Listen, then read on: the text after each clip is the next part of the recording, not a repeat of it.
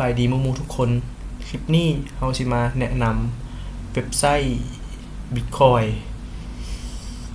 ของคนลาวที่มีไว้สำหรับการแลกเปลี่ยน Bitcoin จาก Bitcoin มาเป็นเงินกีบเพื่อจะได้เอาเงินกีบนั้นมาใช้หรือมีเอาเงินกีบนั้นไปซื้อเป็น Bitcoin เพื่อการลงทุนเว็บไซต์นี้มีชื่อว่าแลกเปลี่ยน .esc.es ก่อนอื่นเราเปิดเว็บเบราว์เซอร์ขึ้นมาเลยของอย่างก็ได้เพราะว่าจะเป็น Google Chrome หรือ Firefox หรือว่า Internet Explorer เนาะแต่ว่าแนะนำให้เอา Google Chrome ซะเพราะว่ามันค่อนข้างจะไวและทันสมัยไปที่แลกเปลี่ยนเลย .esc.es เนาะเราจะชิมลิงก์ไว้ข้างล่างเพื่อว่าโมคูจะได้ง่ายในการคลิกเข้าแล้วหลังจากที่เข้ามาเขาก็จะมาเจอกับหน้านี้ก็จะคือเพิ่นจะบอกว่าเว็บไซต์เพิ่นนี่สามารถใช้ Bitcoin เนาะในการซื้อบัตรเติมเงินได้บ่ว่าจะเป็นมูลค่าตั้งแต่ 5,000 กีบ25,000โดยจะมีบอกว่า Bitcoin ที่ต้องใช้ซื้อแม่นเท่าใดเนาะคือสมมุติบัตรนี้ 5,000 กีบจะต้องใช้ Bitcoin อยู่ที่ Bitcoin ขอว่าก่อนเนาะ Bitcoin จะเป็นเงินสกุลหนึ่งเนาะแต่ว่า Satoshi จะเป็นเงินสกุลย่อยของ Bitcoin นั่นแหละก็คือสมมุติว่า1 Bitcoin จะเท่ากับ100ล้าน Satoshi แต่ปกติเขาจะใช้หัวหน่วย Satoshi เพราะว่ามันจะเป็นหัวหน่วยที่สะดวกเนาะเพราะว่า1 Bitcoin ตัวนี้มูลค่ามันก็จะอยู่ที่ประมาณ39ล้านกีบในราคาปัจจุบันนี้เนาะที่ว่าในราคาในมื้อนี้ฉะนั้นเขาจะในเว็บเขาจะใช้เป็น Satoshi เนาะมันก็คือ Bitcoin นั่นแหละ Satoshi แต่ว่ามันเป็นสกุลย่อยของ Bitcoin ลงมา1 Bitcoin จะเท่ากับ100ล้าน Satoshi เนาะ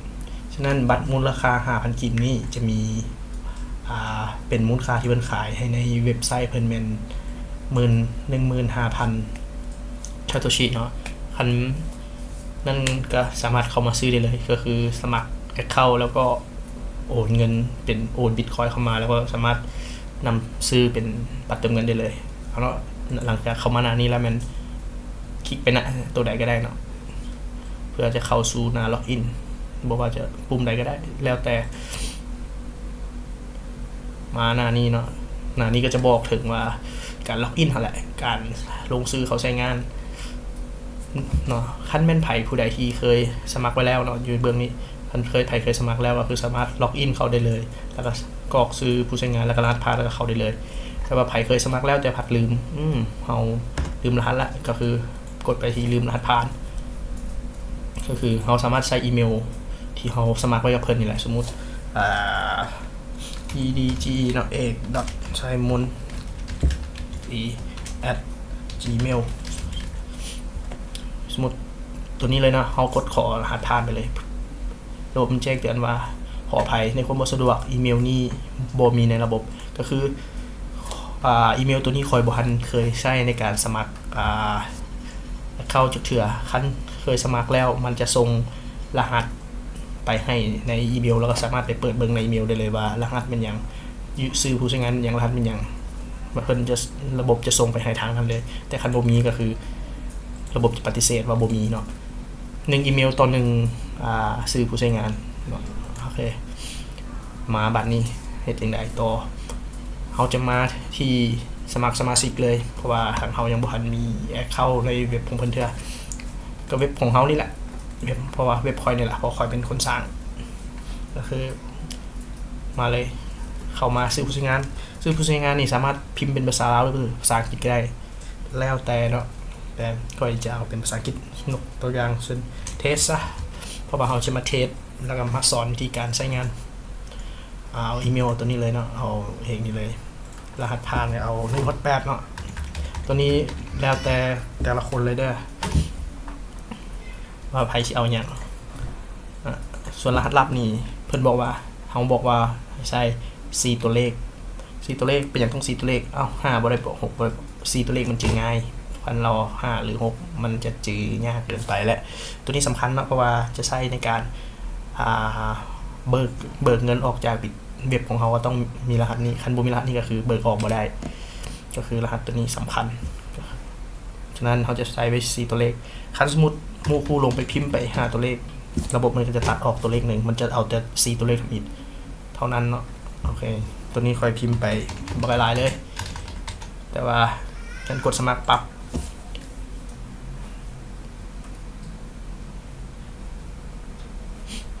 จะท่าเนาะพออินเทอร์เน็ตค่อนข้างช้าแต่ว่าเซิร์ฟเวอร์นั้นไวอยู่เนาะโอเคบมีอย่างเนาะกดเนเวอร์ไปเลยเพราะว่ามันถามมาสิเซฟรหัสไว้บอแต่ว่าเขาจื้ออยู่แล้วเขากดเนาะอันนั่นเลยโอเคมันจะแจ้งเตือนบอกว่าข้อมูลสมาชิกเนาะตัวนี้มันจะแจ้งโซ่สปอร์ตให้เขาฮู้พอเขาเป็นผู้สมัครเขาฮู้อยู่แล้วนะว่าเขากรอกอย่างเข้าไปก็คือเทสนี่เลยรหัส108ที่ค่อยบอกเมื่อกี้นี้อันนี้เมื่อกี้นี้ค่อยใส่ไปหลายตัวเลขเลยแต่ว่ามันจะเซฟให้เขาแต่4ตัวเลขสมมติเจ้าใส่19928มันก็จะเก็บแต่19928จะบ่เก็บคือตัวนี้ค่อยใส่1ฮอด10มันจะเก็บแต่1 2 3 4ให้คันเจ้าใส่2 3 4 5 6มันจะเซฟแต่2 3 4 5เนาะมันจะเซฟตัว4ตัวเลขทำ ET เฮาพิมพ์เข้าไปหั่นแหละเอาง่ายๆมาถึงหมายเหตุระบบจะลบรายชื่อสมาชิกถ้าครบ2กันไขความหมายก็คือถ้าครบ2กรณีนี้ระบบมันจะลบรายชื่อกระบบแม่นลบเนาะมันจะระงับรายชื่อนั้นจะใช้งานบ่ได้อีก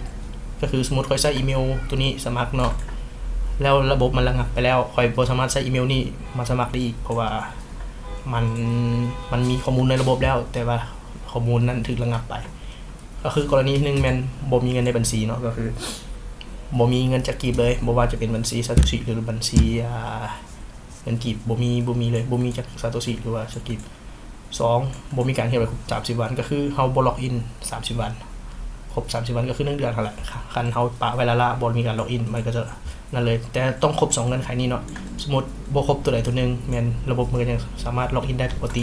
ยกตัวอย่างเช่นท่านมีเงิน1กีบในบัญชีมันจะช่วยให้ท่านล็อกอินได้ถาวรเลยหรือบ่ซั่นทุกๆ30มื้อท่านต้องเข้าล็อกอิน1เทื่อเนาะขอขอบใจสำหรับคลิปนี้สำหรับหมู่ผู้ใดบ่ทันเข้าใจก็ส่งมาหาเลยที่แฟนเพจเนาะแลกเปลี่ยนค้นหาในช่องค้นหาก็เจอหรือบ่ซั่นก็ในคอมเมนต์ของchannel นี้เลยก็ได้ขอขอบใจ